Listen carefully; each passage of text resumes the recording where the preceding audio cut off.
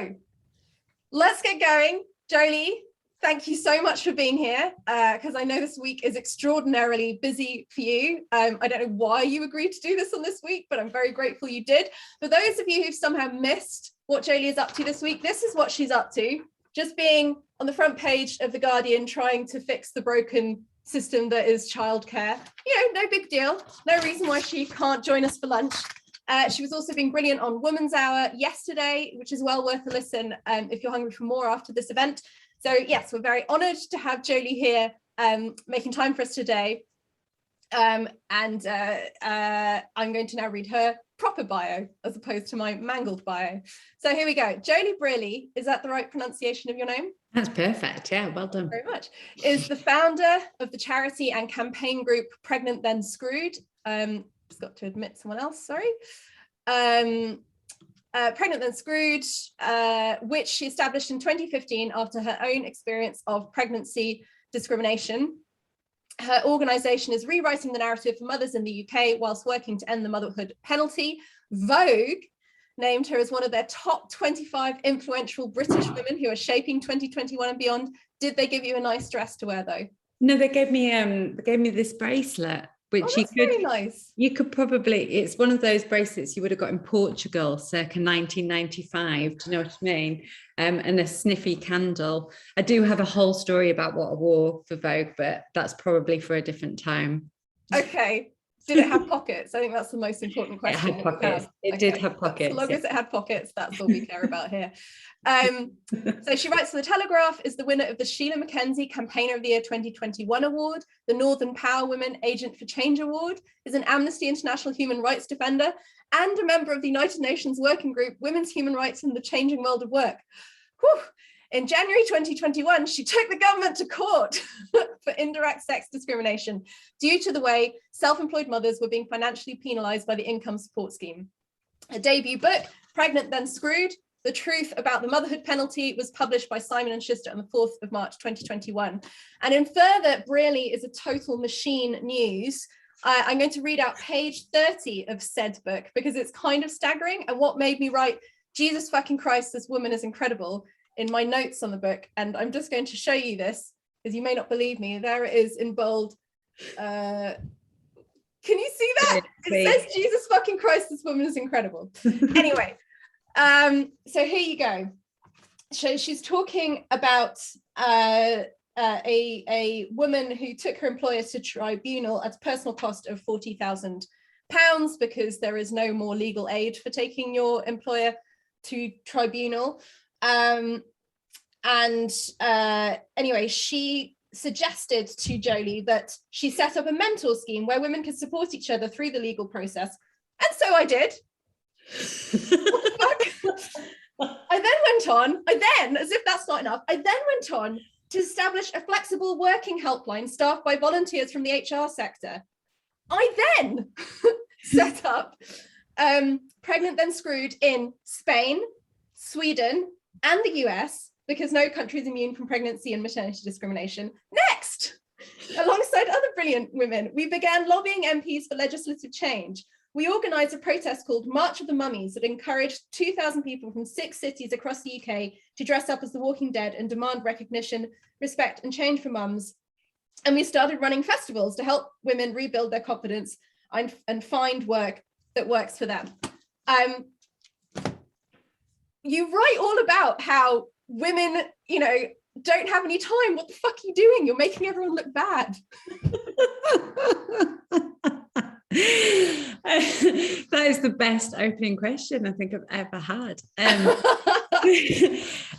mean, that sounds much bigger than it all was. And setting up Pregnant Then Screwed in Spain, Sweden and America sounds like I set up all these massive charities in different countries, but it was really just setting up the process for women in those countries to tell us their stories of pregnancy and maternity discrimination.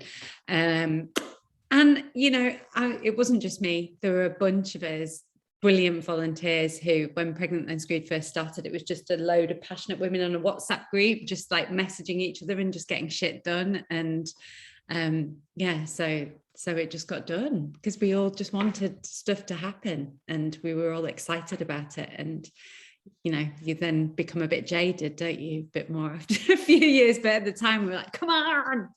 Well, I think, I just felt it was very important to highlight what a lot of work that is, because I'm sure for you just doing it, you're just like, well, this is just what I do now. But actually reading that out on the page was just so staggering. And could you start off, I guess, that was a silly question to start with. What I actually want to know is, what exactly is Pregnant and Screwed? For those people who don't know exactly what it is that you do, what is it? And what was it that led you to set it up? So Pregnant and Screwed is now a charity. It was just a campaign for many years, and it exists to end the motherhood penalty. So the motherhood penalty is essentially a large proportion of the gender pay gap. So it's the systematic, this is how sociologists term it. They term it as the systematic disadvantage that mothers face in the workplace compared to their childless counterparts in terms of pay, perceived competence, and benefits. You get that? Yeah. We want to deal with the reason why mothers don't have equal access to the labour market, and they don't. And we do that by addressing the symptoms of that. So we know that 54,000 women a year get pushed out of their jobs for daring to procreate. So that's 1 in 9 pregnant women. And 77% of working mums face some form of discrimination in the workplace. And we have a free legal advice line, so you can call that and say, look, this is what's happened, and we will give them free legal advice and tell them if they've got a case and tell them what to do next. And we also run the mentor scheme. So we pair up women who are taking legal action against an employer with somebody who's been through that process to help them get to tribunal. We're about to launch a mental health service for women who experience discrimination. And then we do lots of campaigning to try and change the system. And the reason why I set it up was because when I was 4 months pregnant with my first child, I informed my employer that I was pregnant, and the next day they sacked me by voicemail. And my employer was a children's charity. So obviously that was quite a staggeringly frightening thing to happen. And I just didn't know what to do. When I got the call, I remember just pacing the floor and shaking and realizing they just got rid of me because I was pregnant. And I tried to do something about it, but found it completely impossible. So I discovered I was having a high-risk pregnancy. A few days later, they said, look, you could go into labour at any point because your cervix has almost vanished. And they rushed me into surgery and did this really delightful process where they tried to bolt my cervix together to keep the baby in place. And when I was in the recovery unit, they said, whatever you do, don't get stressed, because it's stress that will trigger labour, and if you have the baby now, the baby will die. And I only great way to keep your stress levels down. Yeah, so I was really calm. Just don't be stressed at that point. I mean, just what's wrong with you? Chill out. So I then literally had the choice between, because you only have 6 months to raise a tribunal, 3 months to raise a tribunal claim from the point that discrimination occurs. So I was just left with the choice between the health of my baby, keeping the baby alive, or justice, accessing justice. And obviously I couldn't live with myself if I had gone through with it and then the baby had died. So I had to drop the case, and that just ate away at me that had happened. I was furious. I was so livid for a year and a half, until I finally set Pregnant and Screwed up. I just would daydream about sending dog poos through their letterbox and revenge tactics I could take. And then I thought, well, no, this is silly. Let's channel it into something more positive. I mean, that's a pretty impressive, it's extremely impressive reaction to being so pissed off with someone. And one of the things that I was really struck by when I was reading your book was that you started off with it being women would submit their stories, I guess kind of like an everyday sexism for pregnant women. Yeah. And then at a certain point, you decided that it needed to be more than just stories. And what made you decide that? And how long did it take before you decided that? It took, for the first few months that it was live, it took a lot of work to get people to post their stories because they were terrified, because the majority of women who've experienced this don't want to talk about it publicly, either because they sign a non-disclosure agreement, so they're legally bound and they can't speak about it, or because who wants to be a troublemaker? You know, you need a career, you need a job. Every sector feels very small. So you just don't want to be identified at all talking about this. So I was having really long conversations with women who'd experienced pregnancy and maternity discrimination, try and convince them to put their stories on the website. And I must have had about 10 stories by the time I was invited to go on the Victoria Derbyshire show, good old Victoria Derbyshire. And after that, it just went bananas. And suddenly I was getting, you know, all these stories came flooding in. But then people were asking me for help and say they were going through that experience, and they said, were asking me for legal advice, and I'm not a lawyer. So I felt I couldn't ask people to give me their stories and not then give them more when they needed it. And I met a brilliant employment lawyer in Manchester, and she agreed to help me set up a free legal advice line. So at first it was maybe, you know, 6 or 7 calls a week, and she was doing them in the bath, like after work, just calling them 2 or 3 a night. And then that started to really grow. So we had to put a proper system in place. So it was really because I didn't feel that it was okay to ask people to be that vulnerable with me and not then give them the support that they needed. But as well as, you know, providing all this support, like the mentor scheme and the legal advice, you also have, I think I counted about 15 campaigns on the go at the moment, including, of course, the one that you're doing right now. So I guess the question is, how many campaigns are you currently running? And also, could you talk a bit more about this one? And I know that you managed to get a debate in Westminster Hall yesterday about the cost of childcare. So, you know, how did that come about, and how did it go? What's next? Childcare is something we've campaigned on for a long time, and we're one of about 40 organisations that campaign on childcare. There are so many livid people when it comes to our childcare system, because firstly, it's on the brink of collapse. We are hemorrhaging nurseries and childminders, so we've got a net loss. That's the dog fighting with a piece of string. I'm so glad it was your dog for a second. I thought it was mine. Even though she's literally on my lap and I know it's not her. I've never heard her do that before. She can maybe sniff Poppy. There's a net loss just this year of 445 nurseries already from the system, because it's so badly funded by the government. Nursery workers are paid so appallingly for the really incredible work that they do that 1 in 10 live in poverty. Their average, the pay for working in a nursery is on average £7.47 an hour. You get paid more for working in McDonald's. And these are the architects of our children's brains. 85% of brain development happens before the age of 5. And we're paying them so badly that very few are trained. There aren't enough staff to cope with the number of children, and the standard of childcare is really poor in this country. Then on top of that, you've got the fact that it's so expensive, so eye-wateringly expensive, currently the 3rd most expensive system in the world, that it's completely unaffordable for most families. And so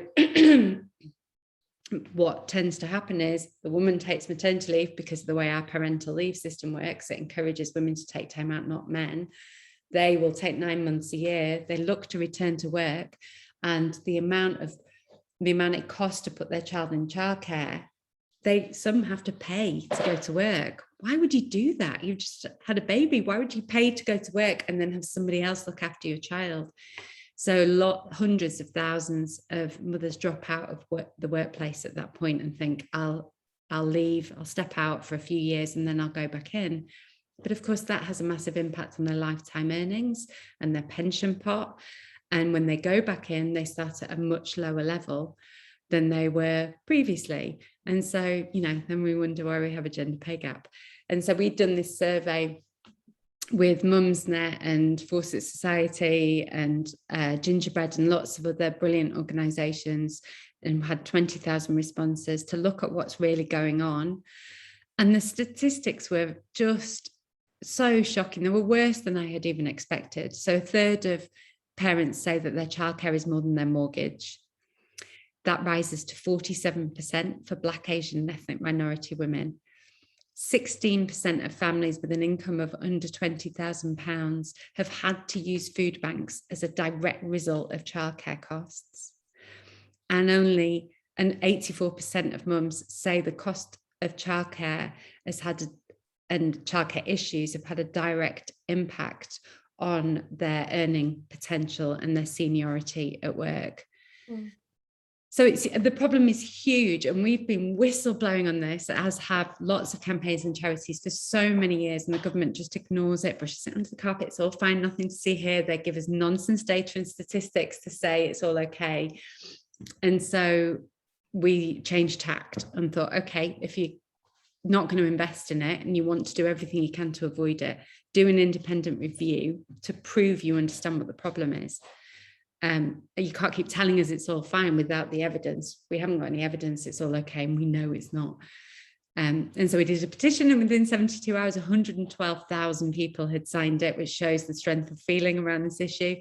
And then the debate happened yesterday, and every political party was there, and somebody from every political party was very supportive of an independent review. Conservative, DUP, SNP, Labour and Lib Dems, all they're really supporting this notion of an independent review, and the minister just dismissed it. But we're not giving up. I mean, her reason for dismissing it was that they are currently doing a multi-year spending review, and if they do the independent review now, it wouldn't conclude in time for it to feed into the spending review, which is a nonsense excuse. So we've got a few further plans up our sleeve. We're writing letters, we're driving MPs completely mad just to keep the pressure on to try and get this independent review completed, because it's such a crucial issue to women's equality. It's massive. Yeah, and obviously the pandemic has made things so much worse, and I'm wondering if you think that will make things better or worse in the long term. Like the fact that it's just, you can't avoid how crucial childcare has been during this pandemic, and what an impact not having childcare has had on women's ability to engage in paid work, and the knock-on effect to the economy of that. It was staggering. I mean, not staggering, because we know that governments are useless at remembering about unpaid care work. But, last summer, government was telling everyone to get back to the office while there still was no childcare provision. So it was literally impossible to go back into the office if you had children, which obviously doesn't give great hope for the pandemic changing anything. But I just wondered what your impression was. Do you think that the door is slightly more open now to having these conversations, or not really? Just like you, I would have hoped that it would have made a difference. I mean, we saw, as you say, during the pandemic, that issue was completely ignored as we were all at home going completely bananas trying to manage the kids and our workload, which was just impossible. And we set up a line for women to call we called it the scream and shout line, if they were having loads of frustrations because the kids were at home and they were trying to work. And it was so devastating, the messages we had to shut the line down because we couldn't cope with it. Women pleading, their mental health was on the floor. They were losing their jobs. They were earning far less money, but they were also just completely pulling their hair out and couldn't cope. And all we saw during that whole period was Rishi Sunak finally gave the mummies a little pat on the head and said, "Oh, thanks for all that work you're doing." When, this is literally trying to shoehorn a full-time job into another full-time job to keep everything going. And I had hoped that it would make a difference, that the amount of noise that mothers had made about how problematic that was, and employers, would have made a difference to the government thinking about childcare. But sadly, we're not seeing the evidence of that. We are in every other country, though. America, New Zealand, Canada have all recently pledged millions, if not billions, of dollars into their childcare system as a result of seeing what happened during the pandemic and the critical importance of childcare. We're not seeing that in the UK. Well, that's depressing. I have so many questions, and I've just realized I don't have a lot of time to ask them. So let me just think about what the most important ones are.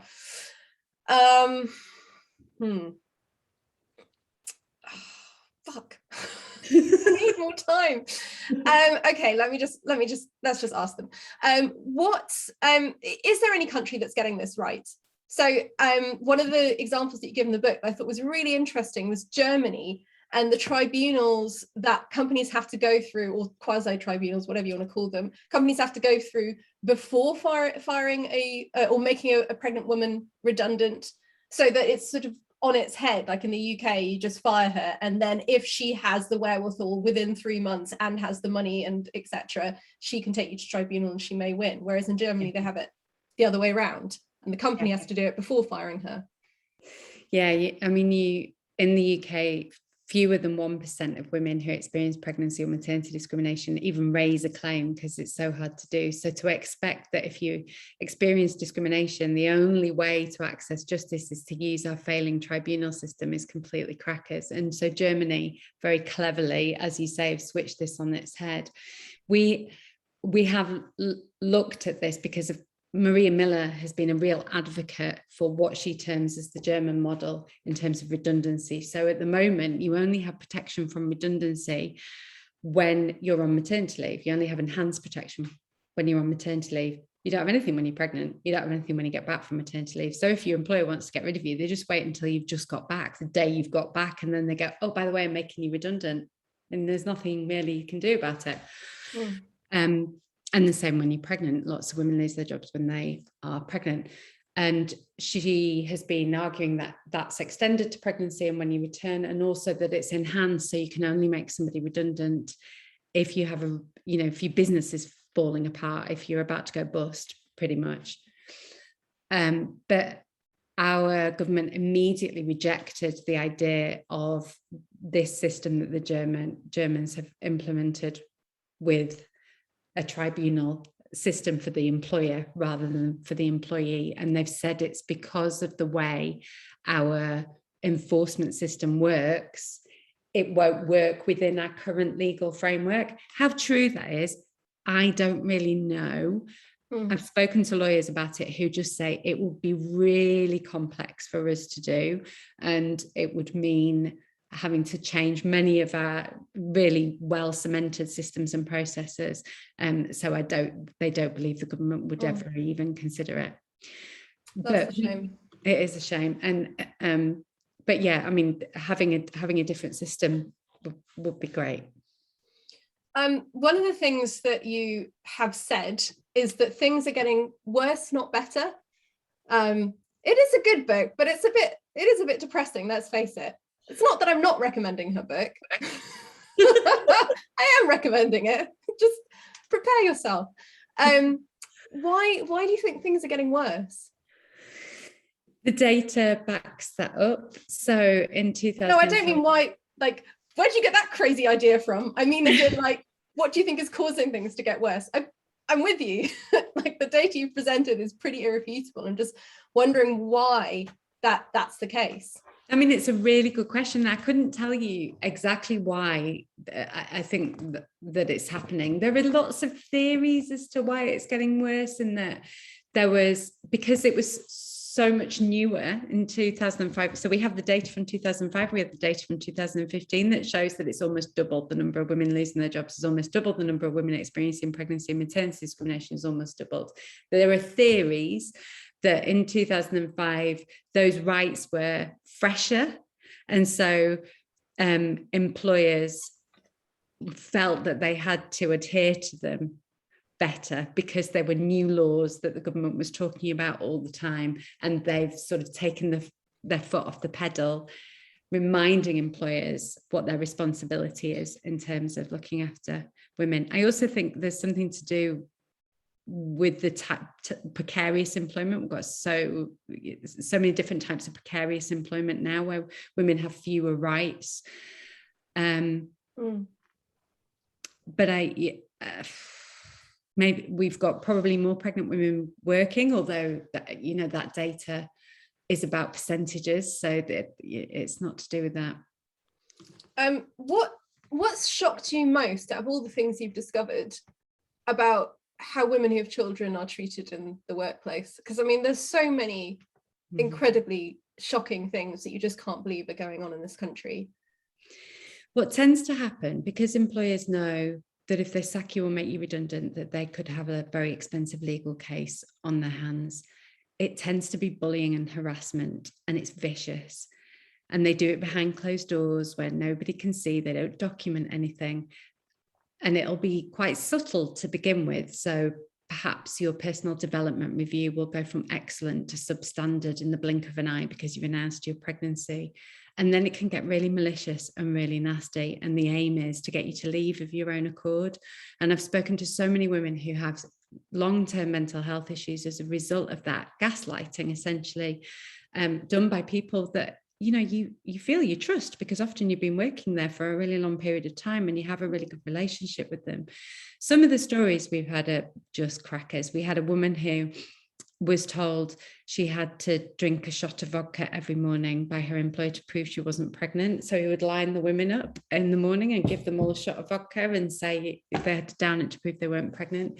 There was a woman who had hyperemesis, which is the type of morning sickness that is so vicious you can be hospitalized with it. And she was going to the bathroom to be sick about 6 or 7 times a day.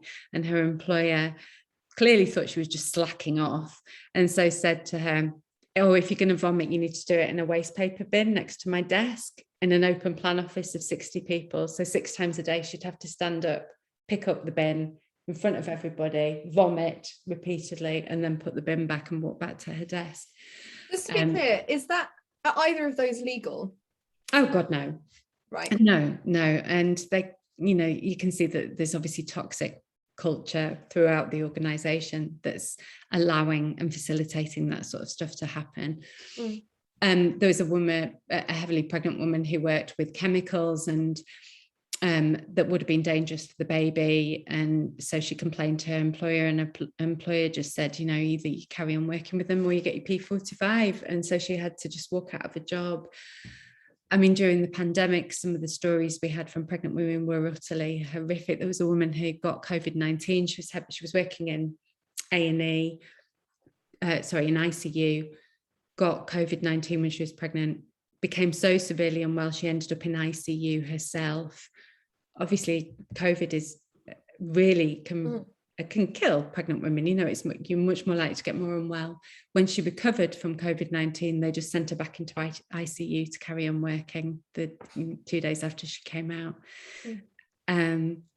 So many really eye-wateringly shocking stories. And then you have the much more subtle, sort of the mean well type of discrimination. So there was the woman who'd worked for the same employer for 7 years. Her boss said, "Look, you're doing really well, you deserve a promotion, you need to go for an interview, but it's just a formality, the job's in the bag."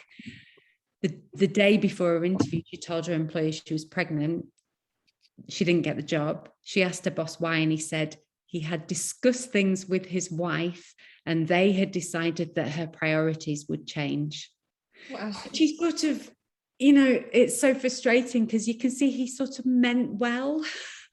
He was worried about her, but obviously really patronizing and paternalistic and completely unhelpful and not what she wanted at all. So you just get this really huge range of stuff that is brutal and devastating to these sort of more subtle forms. So, and in general, what would you say is the reaction been to your campaign, your various campaigns, your 15 campaigns and counting? From the public, I mean, we have huge amounts of support, obviously from women and from some men. Lots of mothers who there is obviously so many mothers that have experienced this firsthand who passionately support the work that we do.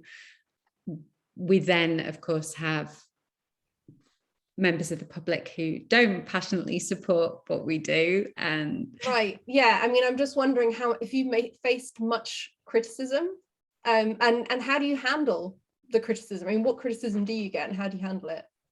Yeah, we get lots of under articles, I mean, obviously, I'm sure you do the same, Caroline, and avoid reading those comments under articles, but some of them are...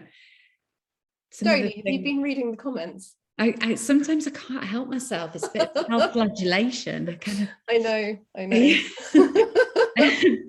But I mean, the majority of the negative comments come from people who you wouldn't listen to anyway, people that actually haven't really thought about the issue at all, and they're just sexist and don't have kids and couldn't care. What about sort of above the fold, in the media commentators, politicians? What's the general reaction been from them? I'm wondering if like with the way that the minister said no to the review, there was quite a clever way, I think, of saying basically, it's very important, totally agree with what you're doing, we're not doing it. Yes. So they're not undermining, they're not saying your argument doesn't make sense, they're just not doing it. And is that the general reaction, or have there been people just saying, no, this is terrible, we can't afford it, makes, rejecting your economic argument and that kind of thing? It's mostly, well, from MPs and ministers, it's nearly always, we really hear you. Yes, we can totally see that that's an issue. And we are doing everything we can, and we'll continue to do everything we can in this area, whatever area it is. And then, but it's a no, or it's not the right time, or I need to go away and consult on it. From the media, I mean, you do get some... it very much depends what you're talking about, but actually, I'm just thinking about a radio interview I did with Joeli Brearley, and she was really on board when we were talking about the issues for pregnant women during COVID-19. And as soon as I mentioned the disproportionate impact on Black, Asian, and ethnic minority women, she shut the conversation down completely, wouldn't have any of it. And that, is really... I've come across that quite a lot. You talk about it from the perspective of white women. As soon as you talk about it from the perspective of Black or Asian women, people turn off and they're not interested in having that conversation, which is really deeply concerning. But mostly it is positive, I would say. Yeah. And this has probably been quite a depressing conversation for everyone, so I'm sorry about that. So let's talk about something more positive. What would you say is your biggest success so far? Because you have had successes. Yeah, we had quite a few successes during the pandemic. So we managed to get, because we're in quite a unique position in that we are a charity, but we're not really a faceless charity. People feel like we're their mates and they can talk to us, partly because we've all got our own lived experience of pregnancy and maternity discrimination, but also because of the way we communicate with people. So when the pandemic was happening, people were messaging us and telling us what the problems were with the guidance, how it was affecting them. And that meant we could then immediately start campaigning quickly on that issue to try and change it. And so we were instrumental in changing the rule of 2 people meeting outside so that you could bring children under 5s with you, because they hadn't thought about the kids. And of course if you just a baby, but you can't just leave it at home, can you? It needs somebody looking after it. So we got that changed. Bubbles, childcare bubbles, we were instrumental in that as well, because there were all these people that couldn't work because their parents look after their kids when they go to work, and they hadn't thought about that as well. It's like a third of families. We helped to change the guidance for pregnant women so that they had better health and safety guidance. There were lots of sort of different changes. And then of course we took the government to court for the self-employed income support scheme. We lost. So the court case was the self-employed income support scheme. They hadn't thought about women on maternity leave. So if you had, it took an average of your earnings over 3 years and gave you 80% of those earnings, if you'd taken a period of maternity leave in those 3 years, obviously the amount of money that you would get would be at least a third, if not more, less than other types of people, which is sex. I mean, that's just pure sexism. There's no, to me, no, completely indefensible. So how did you lose?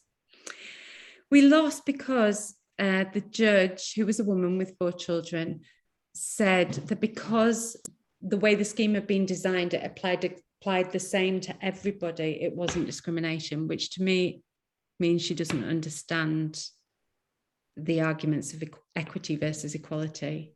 Yeah, it may be that doesn't, yeah, okay, we won't get into that because as you can see, I have too much to say and therefore can't get it out. And also I've got an eye on time, and I want to leave time for people to ask questions. So quick fire questions. How can people get involved with your work? Can people donate to support you? And what advice would you give to someone who, like you, has experienced a horrific discrimination and wants to do something about the biggest structural issue behind the thing that happened to you?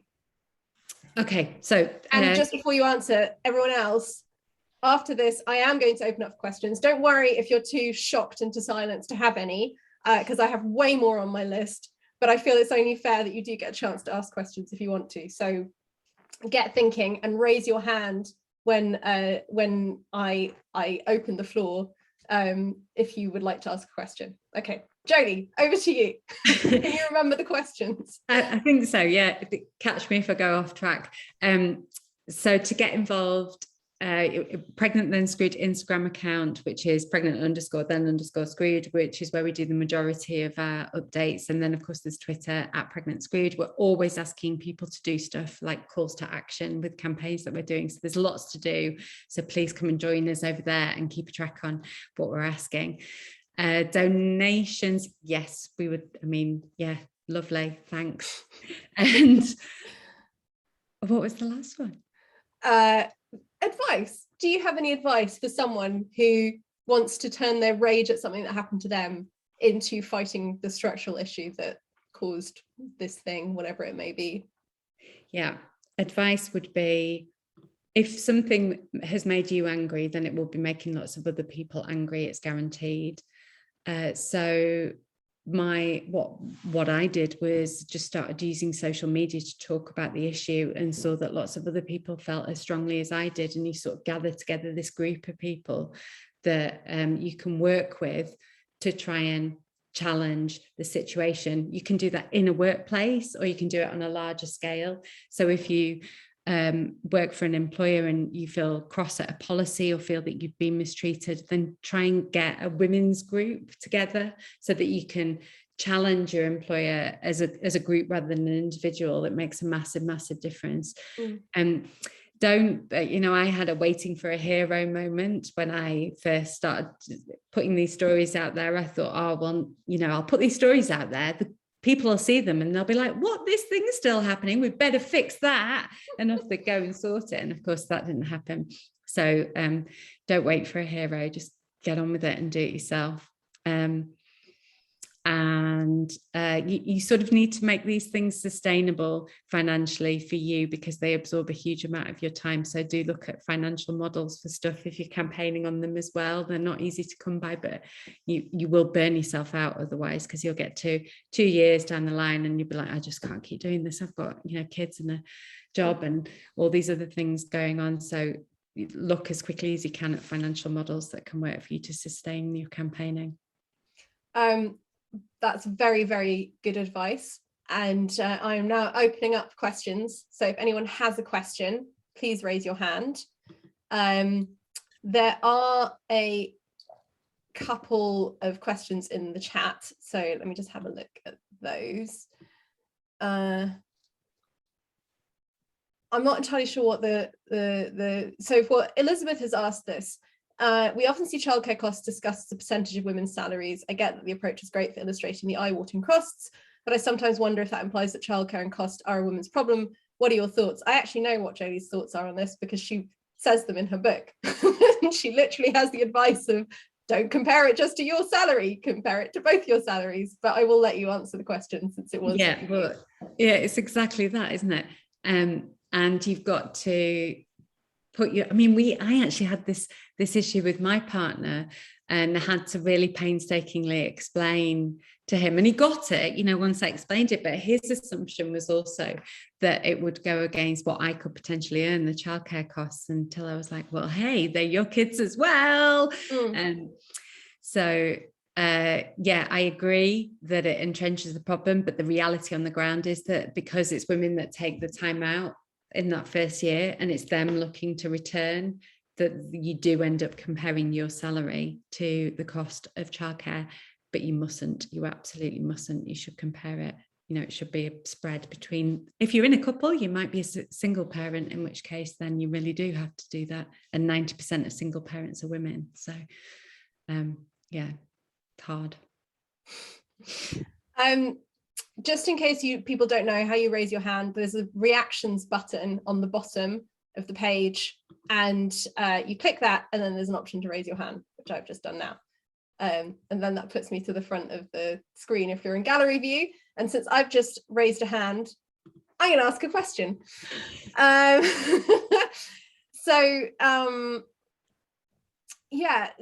that people have spoken about a lot in the context of the pandemic, and how this has opened companies' eyes to the fact that you can offer flexible working and the sky doesn't fall in, that there will be more opportunity for flexible working following the pandemic. But there is a concern that men will all go back to the office and get all that lovely networking, and women will stay at home with the kids and be cold shouldered out of promotion and other career development opportunities. And I just wondered what your thoughts are on that. Is there any good research on how to prevent that happening? Do you have any thoughts on how maybe you could prevent that happening? Do you think it is a concern?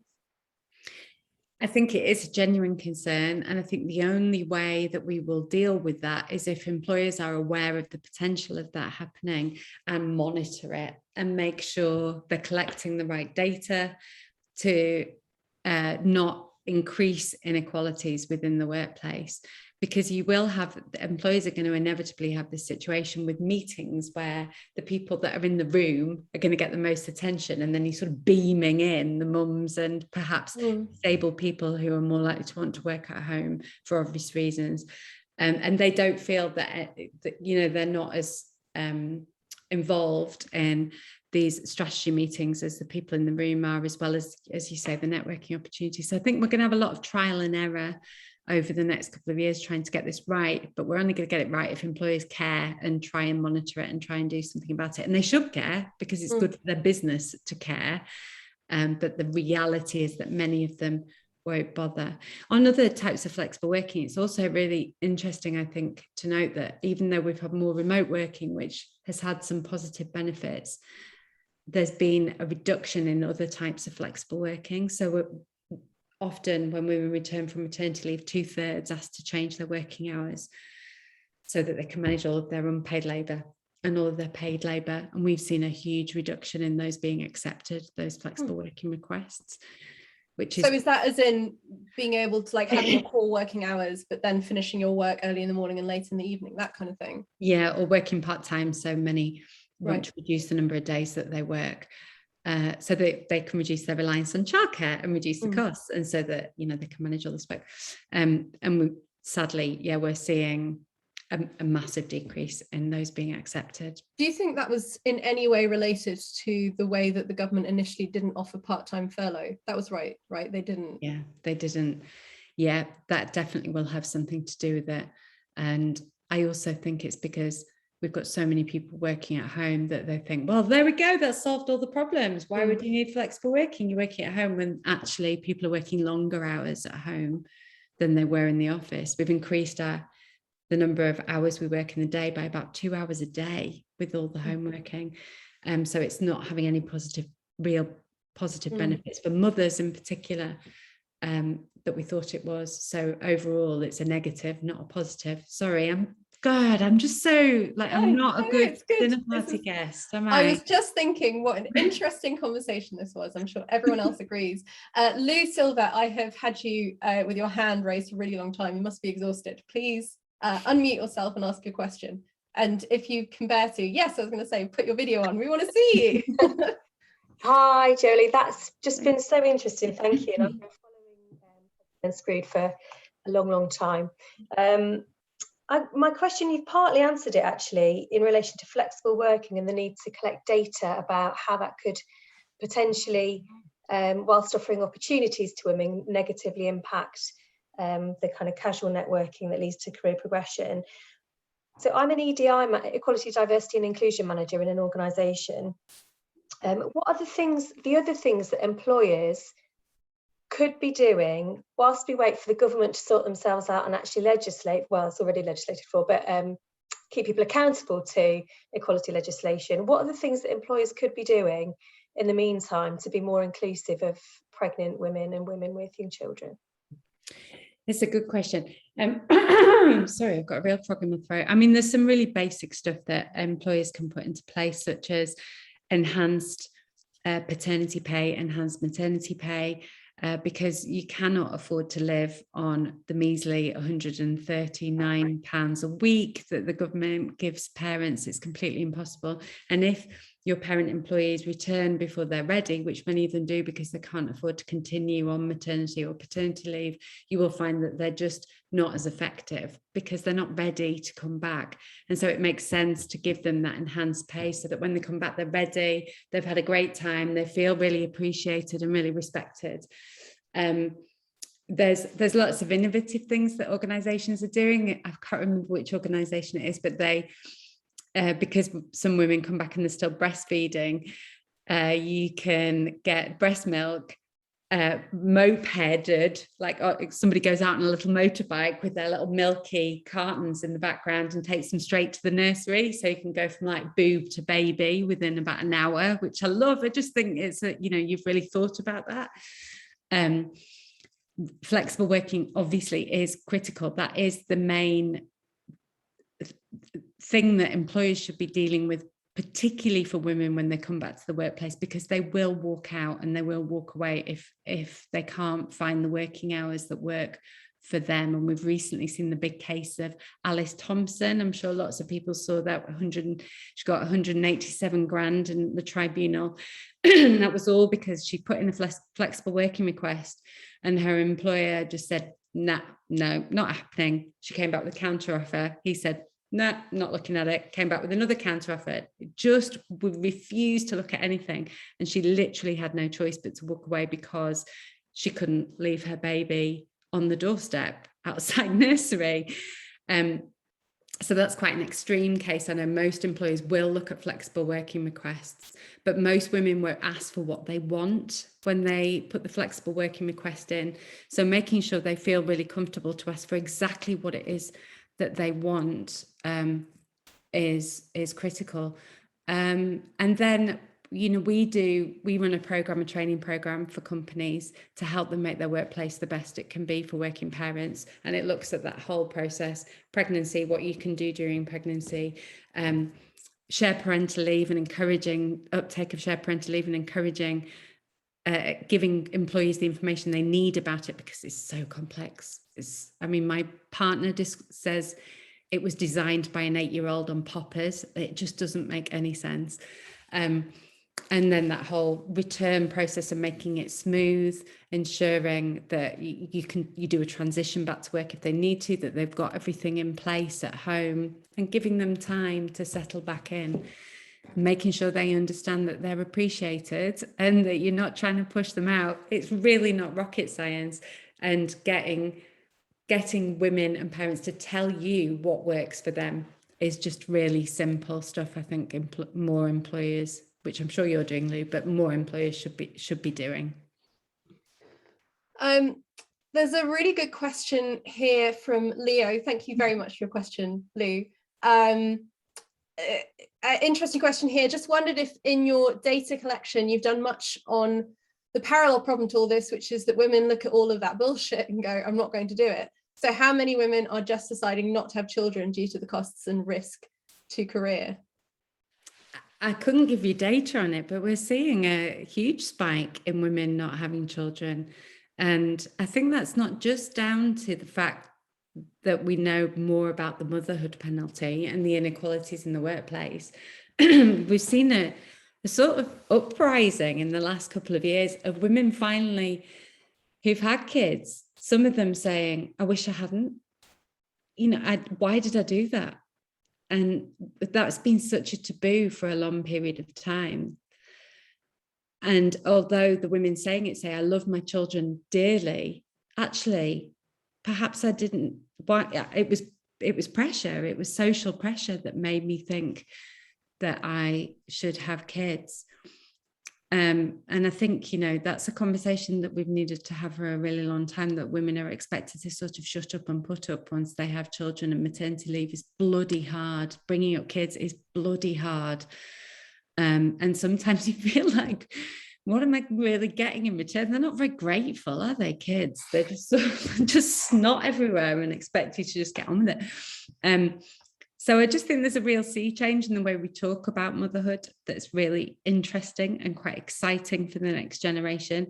And that's not to say that I regret at all having children, but I just didn't understand how difficult it would be and didn't know about all these barriers when I had kids. It was a big slap in the face, both in terms of work and in terms of my mental health and, my body and all of it. So, I think there are a lot of women saying, fuck that shit, I'm not doing it. Are there any other questions, or would people like me to ask more questions? Because as I said, I can. Okay, so we didn't get to talk much about taking Pregnant Then Screwed global, which you sort of kind of talked down in your first response. But I want to hear more about it because I don't believe you. So, yeah, I mean, this is a problem in every country. There is no country that is completely immune to pregnancy and maternity discrimination. Even Sweden, would you believe, even the Swedes, the great Nirvana, all hail Sweden, has issues with pregnancy and maternity discrimination. America doesn't have maternity leave. 1 in 4 women return to work after 10 days leave, 10 days, which just breaks my brain even thinking about that. You can barely make a cup of tea at 10 days postpartum, let alone go back to work. And because of the way their system works, they have no choice but to return. And so that Joeli, as someone who has not given birth, can you explain in graphic detail what is your body like 10 days after giving birth? Well, I didn't have a C-section, so I couldn't tell you about a C-section, but I do know, I mean, Stella Creasy came to the Westminster Hall debate yesterday, and she's 3 weeks postpartum and had a C-section. And I know that her stitches had burst the day before she came into Westminster to deliver that speech. And of course, nobody knew that. She was there delivering this really eloquent, brilliant speech when the day before her stitches had burst. I hope she won't mind me telling you that. When I gave birth, you have to have your vagina sewn. Well, you have to have your vulva sewn back up, and your stitches can get infected down there.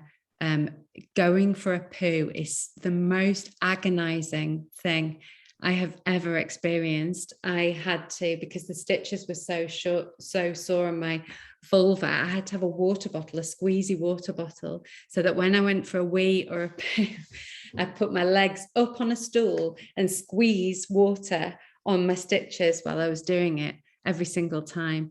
I had to have 3 baths a day to try and ease the soreness.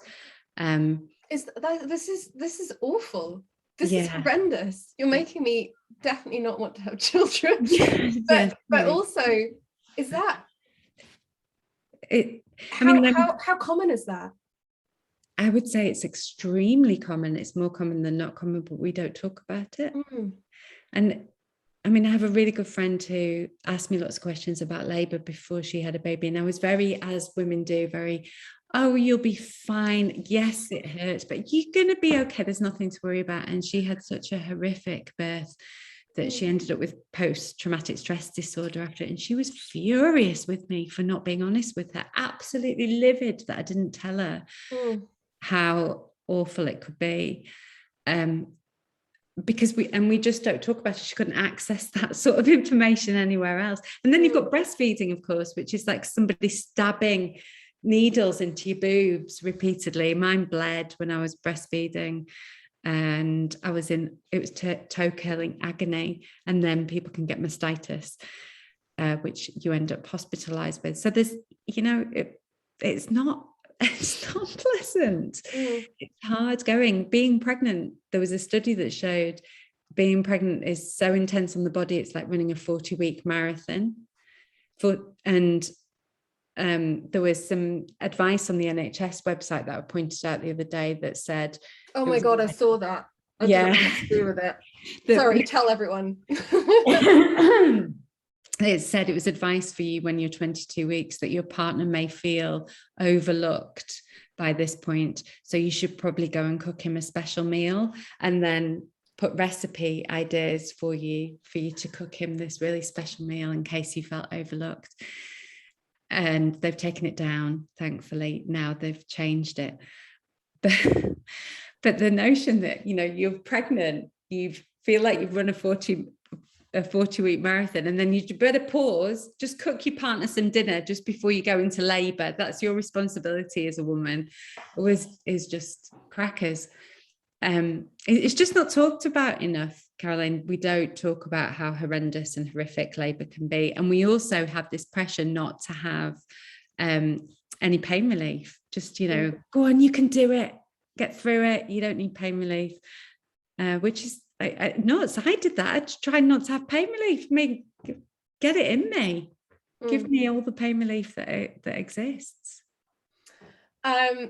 Well, on that note, we are out of time. I think that's a great note to end. Another success for Pregnant Then Screwed, getting the NHS to stop telling heavily pregnant women to make dinner for their poor, neglected partners. Joeli, thank you so much for making the time to speak to us. It's been an absolute pleasure, and an education, slightly squeamish education, but an education. And GFPs, thank you so much for being here. I hope you enjoyed it. I will be putting this up on YouTube later so that you can relive the experience. But for now, we're going to let Joeli go. And Lou, you can go too. And oh, look, everyone's saying thank you very much. I hope you can see the comments, Joeli. They're very lovely comments. Great. All right. Well, we will all be in touch soon. Bye, everyone. Thanks for coming. Everybody. Thanks, Caroline. Bye. Bye.